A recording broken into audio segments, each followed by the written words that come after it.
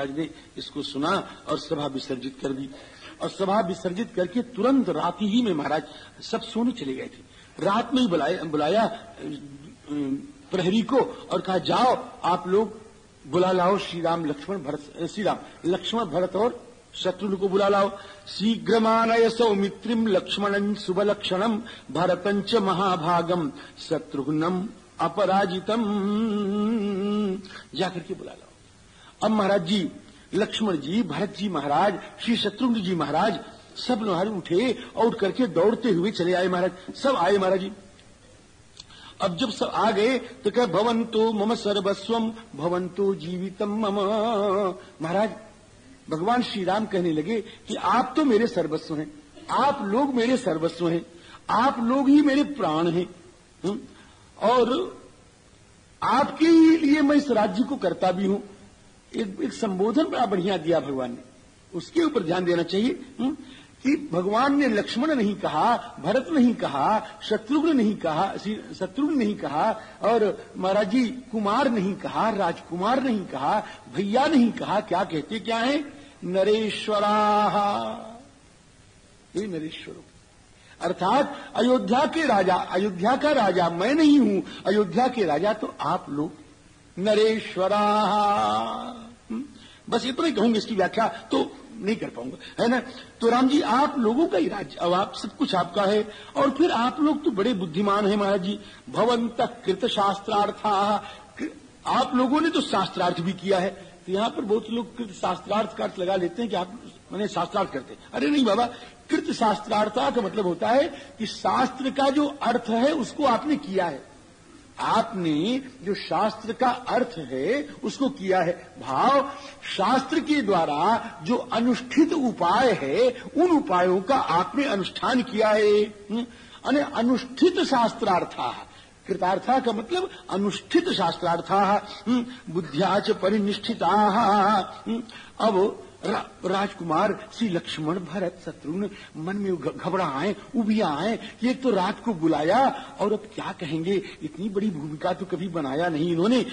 उद्विग्न मनस सर्वे किन्नु राजा अभिधाष्यति। अब राजा क्या कहेंगे कुछ समझ में नहीं आ रहा है। और भगवान ने भूमिका करके और सब कुछ उनको सुना दिया कि हमने ऐसा सुना है और हमारा ये निश्चय, आप लोग उसका अनुमोदन करें। अब श्री लक्ष्मण भरत शत्रुघ्न किस मुख से अनुमोदन करें, वो तो उनकी तो हिचकियां बन गई हो, वो तो सब खूब रोने लग गए। तो जब वो रोने लग गए तो ठाकुर जी कहते हैं कि हम तुमको छोड़ सकते हैं, मैं अपना जीवन छोड़ सकता हूं, लेकिन मैं प्रजा का आराधन नहीं छोड़ सकता। अप्यहम जीवितम जहियाम युष्मान वा पुरुष ऋषभा। तो जब मैं तुमको छोड़ सकता हूं तो जानकी के छोड़ने में मुझको क्या है? किम पुनर्जनकात्मजाम। हे लक्ष्मण, हे भरत, हे शत्रुघ्न, जब मैं प्रजा का अनुरंजन करने के लिए तुमको छोड़ सकता हूं तो हे पुरुष ऋषभ हो, फिर जानकी को छोड़ने में मुझको तनिक भी विलंब नहीं लगेगा, इसलिए मैं छोड़ूंगा। तो क्या महाराज बहुत लोग कुछ करते हैं, बहुत लोग कहते हैं अगर ऐसा कोई कहे तो, उन्होंने नहीं कहा। तो उसके ऊपर ठाकुर जी कहते हैं कि लोगों ने प्रजा के ऊपर शासन किया है। आप भी सुन लें, लोगों ने प्रजा के ऊपर शासन किया है। तो शासक जो है उसका अपना विचार होता है कि मैं ऐसा करूंगा, लेकिन मैंने प्रजा का शासन नहीं किया है, मैंने तो प्रजा का आराधन किया है। लोगों ने प्रजा को पुत्र माना है, प्रजा को पुत्र माना है, प्रजा को प्रजा माना है। तो जो प्रजा को प्रजा माने और प्रजा को पुत्र माने वो तो अपने मन की ही कर सकता है, लेकिन मैंने प्रजा को प्रजा नहीं माना, मैंने प्रजा को पुत्र नहीं माना, मैंने तो प्रजा को अपना आराध्य माना है और मैं उसका आराधक बन गया हूं। तो आराध्य की आज्ञा का पालन करना हमारा धर्म है। इसलिए हे लक्ष्मण, हे भरत, हे शत्रुघ्न, हमारे आराध्य की आज्ञा है कि हम जानकी का परित्याग करें, तो हम जानकी का परित्याग करके ही रहेंगे, इसमें किसी की बात सुन करके नहीं चुप बैठेंगे। ऐसा सी राम जी। और फिर जिस दिन हमने अयोध्या का राज्य पाया था, अयोध्या के राज्य सिंहासन पर अभिषिक्त हुआ था, अयोध्या की राजगद्दी पर बैठा था। उसने उस दिन मैंने शपथ ली थी। क्या शपथ ली थी है? कि अगर प्रजा की आराधन करने के बीच में, मेरे और प्रजा के बीच में अगर स्नेह आवे, दया आवे, सुख आवे, जानकी आवे, तो उनका भी मैं परित्याग कर दूंगा। स्नेहम महाकवि भवभूति के शब्द हैं कि स्नेहम दयांच सौख्यंच यदि वा जानकीमपि आराधनाय लोकस्य मुंचतो नास्ति में व्यथा। एतावता हम तो जनकनंदिनी को छोड़ेंगे, ये हमारी आराधना है। अगर कोई आपसे प्रश्न करता है तो आपको ये कहना चाहिए महाराज जी कि आप दुनिया की बात, अपने घर की बात राम जी पर लादना चाहते हैं, और आप साधारण राजा की बात श्री राम पर लादना चाहते हैं। एक वत्सल पुत्र की तरह प्रजा को पालन करने वाला, उससे भी राम जी की आराधना कहीं ऊंची है। इसलिए राम जी को किसी से, आपको किसी राजा से, किसी व्यक्ति से तुलना आपको नहीं करनी चाहिए।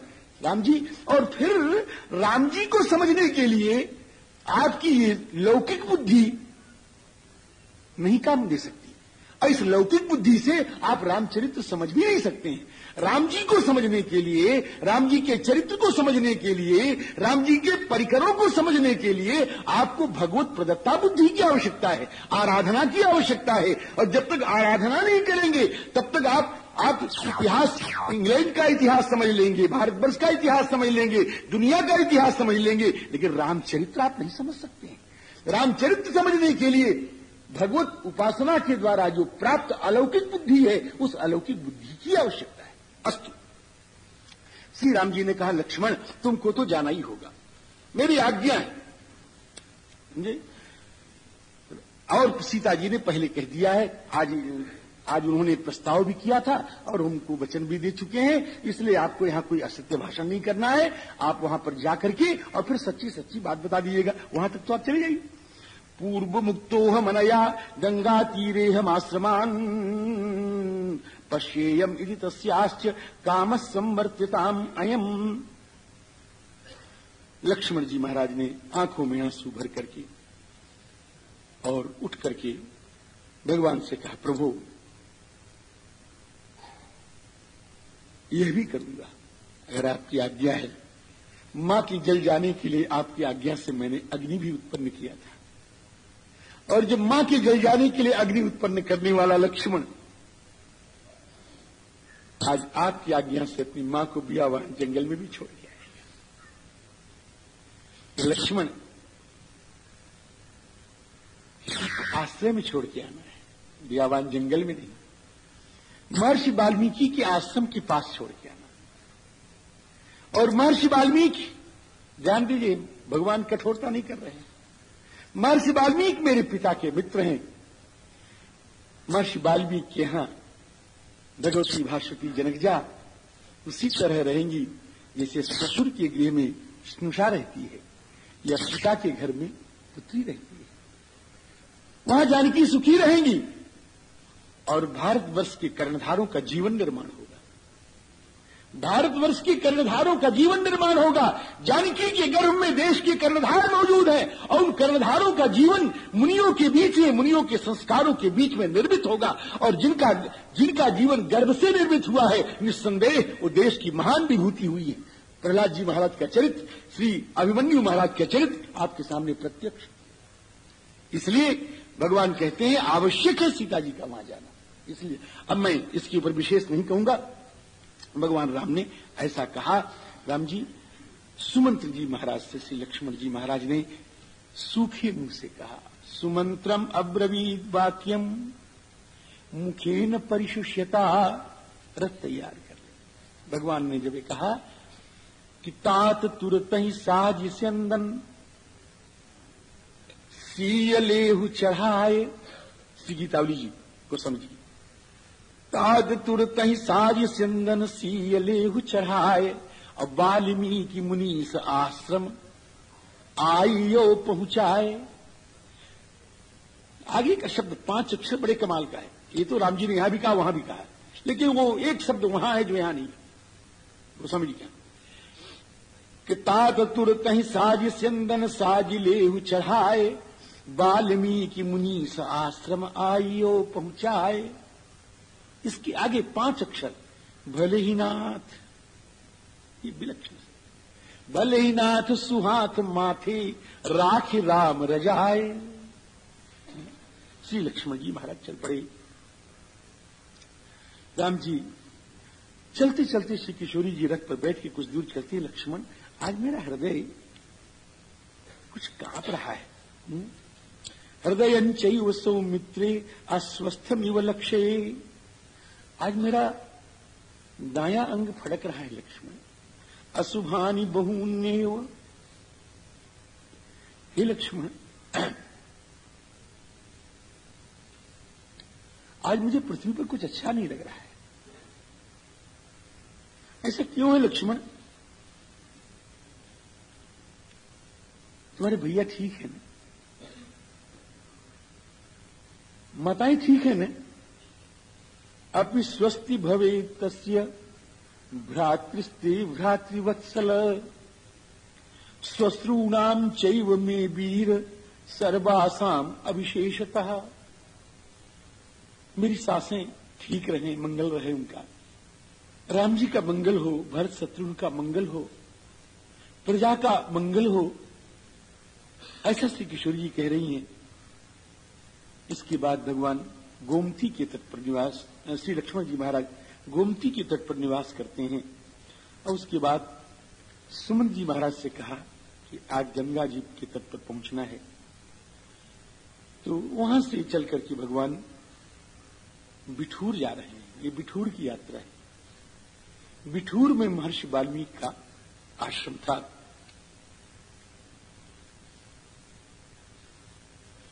दोपहर होते होते भगवान बिठूर में पहुंच गए। अथार्ध दिवसे गत्वा भागीरथ्या जलाशयम, और जब गंगा के किनारे पहुंचे हैं तो दहाड़ मार करके लक्ष्मण जी रोने लग गए।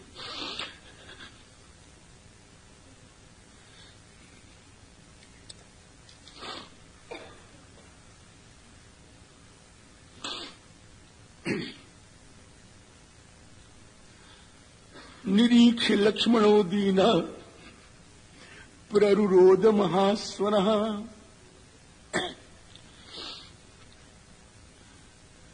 महास्वनः प्ररुरोध, इस पर ध्यान दीजिएगा। सीता जी ने कहा लक्ष्मण ये तो खुशी का समय है, मेरे मनचाहे स्थान पर मैं आई हूं। मैं बरसों से कामना करती थी कि मैं यहां आऊं। इस खुशी के सामने तू क्यों विषाद कर रहा है रे? हर्ष काले किमर्थम मां विषादयसि लक्ष्मण। लक्ष्मण ने कुछ नहीं कहा। कि मुझे मालूम है कि तू अपने भैया को छोड़ के एक दिन भी नहीं रहा है। तुझे राम जी की याद सता रही है। क्या मैं राम की भक्त नहीं हूं? मुझे भी याद सता रही है लक्ष्मण। काम करके चलेंगे, जल्दी चलेंगे, नहीं रुकेंगे ज्यादा।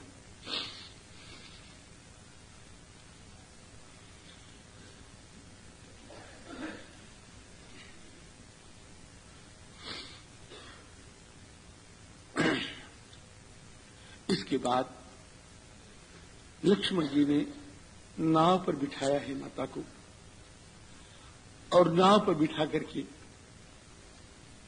उस पार ले गए हैं। आंखों में आंसू भरे हुए हैं, हाथ जुड़े हुए हैं। लक्ष्मण जी महाराज ने श्री जनक नंदिनी को उद्रावक दारुण समाचार, कठोर समाचार सुनाया। राजकिशोरी मैथिली धड़ाम से पृथ्वी पर गिर पड़ी सुनकर।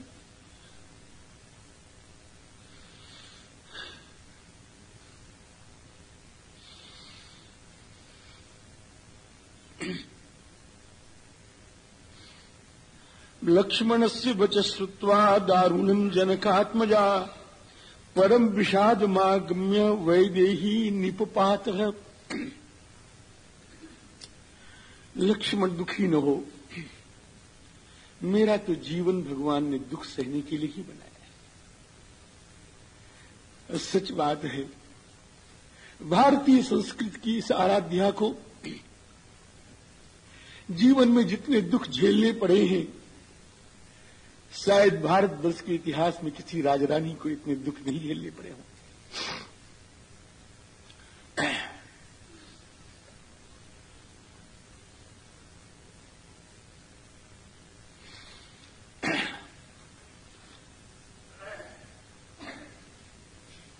हे लक्ष्मण, भगवान राम से जाके कह देना, मेरे वियोग में कहीं आपसे अनुचित काम न हो जाए। प्रजा का पालन आप ठीक से करना, जो आपका कर्तव्य कार्य कर्म है उसमें कभी ढील मत देना। और हे लक्ष्मण, हम तुम्हारे जीवन को जानती हैं, जैसी तुम्हारे स्वामी की आज्ञा है वैसा ही तुम करो। यथाज्ञाम कुरु सौमित्रे, मुझे छोड़ दो, मैं रह लूंगी। जाओ जाओ लक्ष्मण, जाओ। भगवान से कह देना कि मेरे कारण आपके ऊपर इतना कलंक लगा, इससे मैं बहुत दुखी हूं, और उस कलंक का परिमार्जन करने के लिए आप उधर दुख सहें और मैं इधर दुख सहूं, और दोनों दुख सह करके इस कलंक का परिमार्जन करेंगे, इसलिए मैं दुखी नहीं। भले ही आपका वियोगज दुख मुझे सतावे, लेकिन मुझे संतोष है हे रघुनंदन कि हम आप दोनों मिलकर के इस दुख का परिमार्जन, कलंक का परिमार्जन कर रहे हैं। यच्चते वचनीयम स्यात् अपवादः समुत्थितः मया च परिहर्तव्यम तुम भी में परमागति ही। धन्य हो किशोरी, धन्य हो धैर्यशालिनी, धन्य हो भारतीय संस्कृति की आराध्य। तुम्हारी अतिरिक्त ऐसा शब्द कौन निकाल सकता है? राम जी इस प्रकार से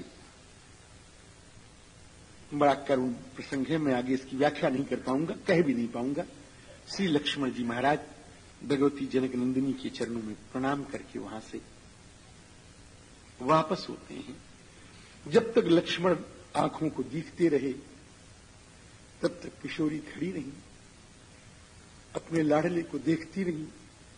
अब इसका पता नहीं इसको कब देखूंगी। और लक्ष्मण मुड़ मुड़ करके तब तक देखते जाते थे जब तक किशोरी पाद पद्म का दर्शन होता था। जब किशोरी के पाद पद्मों का दर्शन होना बंद हो गया तो लक्ष्मण रोते हुए आगे बढ़ गए।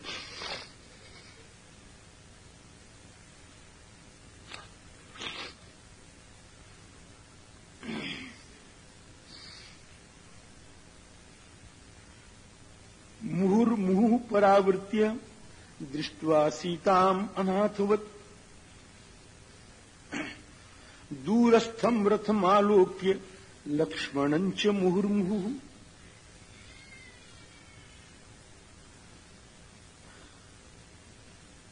लक्ष्मण जी महाराज जहां से किशोरी पाद पद्म का दर्शन होना बंद हो गया वहीं रुक गए, वहीं स्तब्ध, वहीं खड़े हो। इधर कुछ मुनि बालकों ने जाके भगवान वाल्मीकि को सूचना दी कि महाराज एक देवी रो रही है, मालूम पड़ता है स्वर्ग से कोई देवी उतर आई हो। सीतां तु रुदतीं दृष्ट्वा ते तत्र मुनिदारकाः प्राद्रवन् यत्र भगवान् आस्ते वाल्मीकि रुग्रधीः। जहां भगवान वाल्मीकि जी थे वहां पर जाकर के मुनि बालकों ने बताया। भगवान वाल्मीकि ने, बहुत श्लोकों में वर्णन है, भगवान वाल्मीकि ने जब सुना, सुनकर के एक क्षण आंखें बंद की, सारा चरित्र उनके सामने नाच उठा, भगवान की करुणा को प्रणाम किया। प्रभु मेरे जीवन की साधना का फल मिल गया, मेरे यहां करुणामयी भगवती मैथिली को भेज करके हे प्रभु आपने मेरे जीवन की आराधना को पूर्ण कर दिया है। हे रघुनंदन, हे करुणा में, हे मेरे स्वामी, आपकी कृपा का मैं अभिनंदन कर रहा हूं। मैं जा रहा हूं आपकी करुणा को बटोरने के लिए। भगवान वाल्मीकि दौड़ पड़े, दौड़ पड़े, धीरे धीरे नहीं आए।